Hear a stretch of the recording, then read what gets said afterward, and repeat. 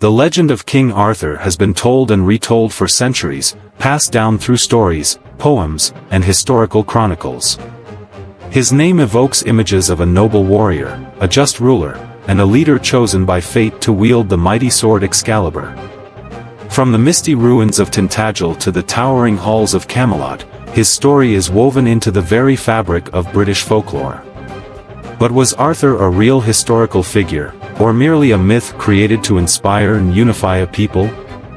Through the ages, Arthur's legend has evolved, shaped by the imaginations of storytellers and the needs of different eras. Geoffrey of Monmouth's 12th century chronicle painted him as a warrior king who defended Britain against Saxon invaders, solidifying his place in the annals of medieval lore. Sir Thomas Malory later built upon this tale, adding the ideals of chivalry, romance, and betrayal in Le Morte d'Arthur, which further cemented Arthur's status as the ultimate medieval monarch. But as time passed, the lines between history and fiction became increasingly blurred. Scholars searching for the historical Arthur have scoured ancient texts for clues.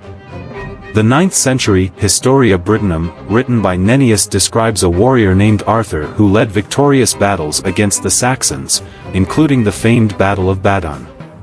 The Annals Cambrii records a figure by that name who fought and perhaps perished at the Battle of Camlan. Yet, no definitive archaeological evidence has been uncovered to prove his existence. Some argue that Arthur was a composite of multiple warlords who resisted Saxon expansion after the fall of Roman Britain, while others believe he was an entirely fabricated figure, a symbol of British resistance and unity. Despite the lack of historical certainty, Arthur's story endured because it fulfilled a deeper cultural need. His legend was shaped by the influences of medieval Christianity, where he became a messianic king, a ruler whose return was prophesied. Norman rulers used his tale to legitimize their own conquests, crafting a narrative that presented him as a model of divine kingship. His sword Excalibur, his fabled Round Table, and the elusive quest for the Holy Grail became metaphors for justice, unity, and the eternal struggle between good and evil. The Round Table itself became a powerful symbol, representing equality among Arthur's knights. Unlike other rulers who sat above their subjects, Arthur's choice to sit at a round table demonstrated his belief in fairness, loyalty, and shared purpose. Over time, the names of his knights, Lancelot, Gawain, Percival, and Galahad, became just as legendary as Arthur himself, each embodying a different virtue of chivalry. Tales of their adventures, of dragons slain and quests undertaken, became integral to the mythos surrounding Arthur, blurring the lines between heroism and historical reality. The figure of Merlin, too, adds another layer of mystery to Arthur's story. Often portrayed as a wise and enigmatic sorcerer, Merlin is credited with guiding Arthur from birth, protecting him, and shaping him into a legendary king.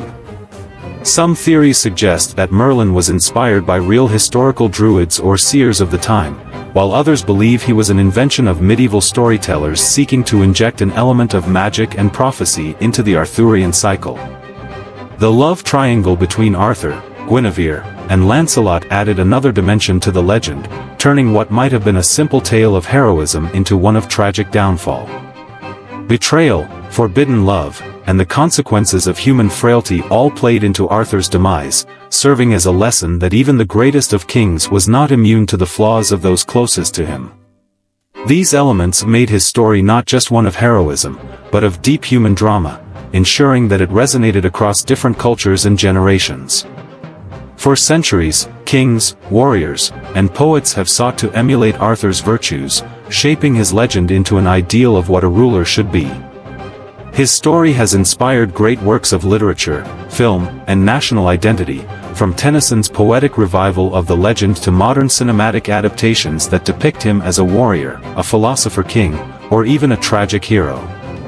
Countless authors and filmmakers have reimagined the Arthurian tale, setting it in different time periods, adding new interpretations, and reinforcing his presence in popular culture.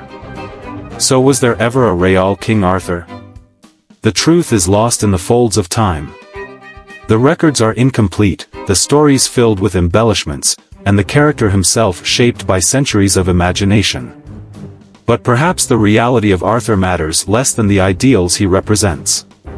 He is not merely a man of history, but a legend that has endured because it speaks to something greater. The dream of a golden age, the hope for a just ruler, and the unyielding struggle for a better world. Arthur's story does not end with his death. Many versions of the legend speak of his return, that one day he will rise again when Britain needs him most. This belief, known as the once and future king prophecy, has persisted for centuries, feeding into the idea that Arthur is not truly gone, but waiting in the shadows of history for the moment when his presence is required once more. The image of Arthur sleeping in Avalon, recovering from his mortal wounds, remains one of the most enduring parts of his myth.